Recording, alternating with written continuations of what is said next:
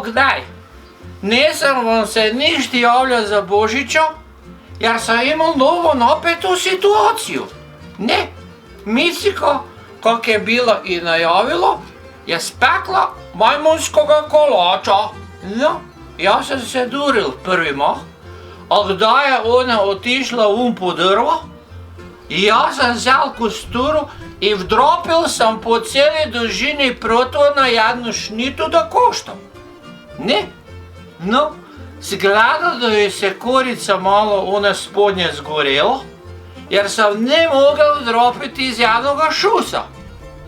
In kako sem to hoblo gore, dole, sem zdropal novega decimalnega protvona. Da sem to videl, jaz sem znal, da to ne mre dobro svršiti. No. Ljudi dragi, kdaj se je Micika vrnula v kuhnjo, jaz sem mislil, da bo jo vrok vzel. No, prvo je pozelenilo, ko je ono žaboga talinko, a da se ton vrnil. Ljudi dragi, da se je vrnil ton, atomska bomba je kamilica, no. Spomenulo mi je se od početka do svršetka sveta. Več 3 dana spim tam v špajzici na onom malom otomanu.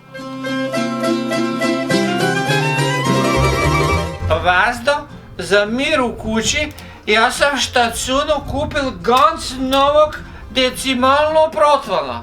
No, prvo so mi se zdigli lasi, jer sem ne veroval, da te vplah dojde 300 kuna. No, ali nema veze, vam bom del podboreko in napisal bom Miciki sa zakašnjenjem s ljubavlju od voljenog Štefeka. No, nadam se, da bo konečno s tem protvanom svršilo celu tu poradu i da bomo v novogodišnjoj noći imali se rod kak mladenci. Ne?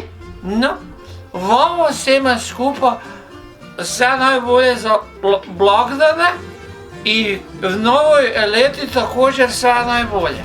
No tako, živjeli.